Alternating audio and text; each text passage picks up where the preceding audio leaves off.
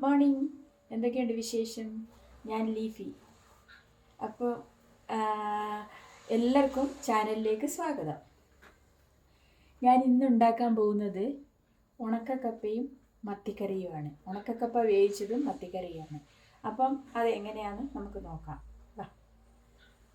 പാട്ടി ഉണക്കി വെച്ചിരിക്കുന്നതാണിത്. ഇതാണ് ഉണക്കക്കപ്പ.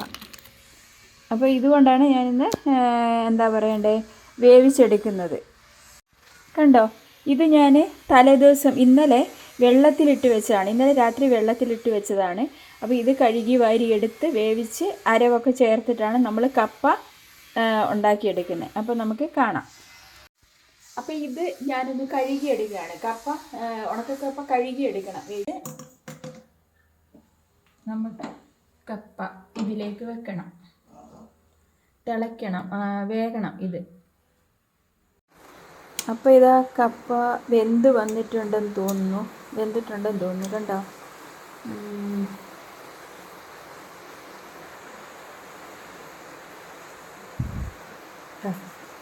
ഇത് വെന്തിട്ടുണ്ട്. അപ്പോൾ ഇനി നമുക്കിത് ഒരു തുളയുള്ള പാത്രത്തിലേക്ക് ഊറ്റിയെടുക്കണം.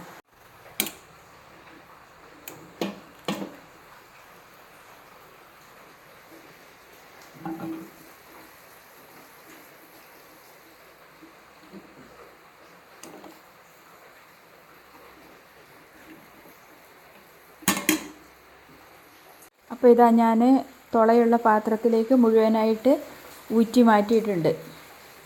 കണ്ടോ? അപ്പോൾ ഇതൊന്ന് ക്രഷ് ചെയ്തെടുക്കണം. അടിയിൽ ഉള്ളിയും പച്ചമുളകും ഇടണം. എന്നിട്ട് വേണം തേങ്ങ ഇടാൻ.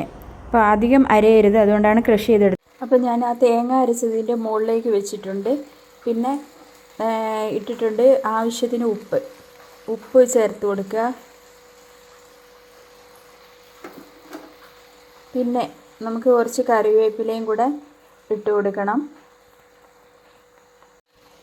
കറിവേപ്പില. പിന്നെ ഈ മിക്സിയിൽ ഞാനൊരു 1/4 ഗ്ലാസ് വെള്ളം കൂടെ, വേകുന്നതിന് ആവശ്യമുള്ള വെള്ളം കൂടെ ഒഴിച്ചിട്ടുണ്ട്. അത് നമ്മളൊന്ന് ഒഴിച്ചു കൊടുക്കണം. കുറച്ച് വെള്ളം മതി. അപ്പോൾ ഇനി ഇത് നമുക്ക് ഒന്ന് വെന്ത് വരണം. അതായത് ഈ തേങ്ങ അരച്ചത് വേകാൻ വേണ്ടിയിട്ടാണ് നമ്മളിത് വീണ്ടും സ്റ്റൗ ഓണാക്കി അടുപ്പിലേക്ക് വെച്ചിരിക്കുന്നത്. അപ്പോൾ ഇത് കുറച്ച് നേരം ഈ തേങ്ങ അരച്ചതൊന്ന് വെന്ത് വരണം. അതിന് ശേഷമാണ് നമ്മൾ കപ്പ ഇളക്കിയെടുക്കുന്നത്. ഇത് ചെയ്യുന്നത് പച്ചക്കപ്പയുടെ അതേ പ്രോസസ്സ് തന്നെയാണ്, തേങ്ങ ചേർക്കുന്നതെല്ലാം. ഓക്കെ, അപ്പോൾ ഇത് അടച്ച് വെച്ചിട്ട് തേങ്ങ അരച്ചതൊന്ന് വെന്ത് വരണം. തീ ലോ ഫ്ലെയിമിലിടണം. ലോ ഫ്ലെയിമിലാണ് വേണ്ടത്. അപ്പോൾ ഈ കപ്പ വെന്തോന്ന് നമുക്ക് നോക്കാം. അപ്പോൾ നോക്കുന്നത് ഒരു കപ്പ കോലെന്ന് പറയും. അതൊന്ന് നടുക്ക് കുത്തിയിട്ട് അതിൻ്റെ അറ്റത്ത് വെള്ളം ഉണ്ടോ എന്ന് നോക്കുന്നുണ്ട്. കണ്ടോ? അപ്പോൾ വെള്ളമില്ല. അപ്പോൾ അത് വെന്തിട്ടുണ്ട്. അപ്പോൾ ഇനി നമുക്കിത് ഇളക്കിയെടുക്കണം. അപ്പോൾ കപ്പ ഇളക്കിയെടുത്തിട്ടുണ്ട്. കപ്പ റെഡി ആയിട്ടുണ്ട്. മീൻകറി ഉണ്ടാക്കണം. മൂടി വെക്കാം. ഇത് തലേദിവസം ഞാൻ ഇന്നലെ ഫ്രിഡ്ജിൽ എടുത്ത് വെച്ചിരുന്ന മത്തിയാണ് ഈ കപ്പയ്ക്ക് കറിയാക്കാൻ വേണ്ടിയിട്ടുള്ളത്. അപ്പോൾ ഇതിൻ്റെ ഒരു തണുപ്പൊക്കെ ഒന്ന് മാറി കിട്ടാൻ വേണ്ടി കുറച്ച് വെള്ളം ഒഴിച്ചിട്ട് കഷ്ണം മുറിച്ചെടുത്തിട്ട് നമുക്ക് ഇത് മത്തിക്കറിയാക്കണം കപ്പയ്ക്ക് വേണ്ടിയിട്ട്. ഓക്കെ, അപ്പോൾ ഇതിൻ്റെ ആവി പറ്റിയിട്ട് ക്യാമറ ഫെയ്ഡായിട്ടുണ്ട്.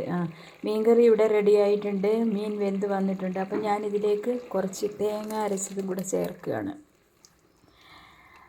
കപ്പയ്ക്ക് ചാറ് വേണമല്ലോ.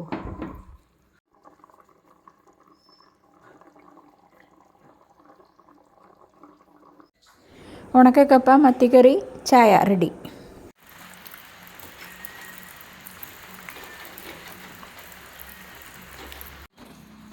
അപ്പോൾ വീഡിയോ എല്ലാവരും കണ്ടല്ലോ.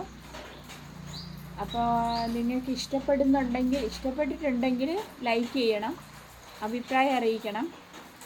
പിന്നെ ഒരു കാര്യം കൂടിയുണ്ട്, എന്നെ സപ്പോർട്ട് ചെയ്യണം. Okay, by.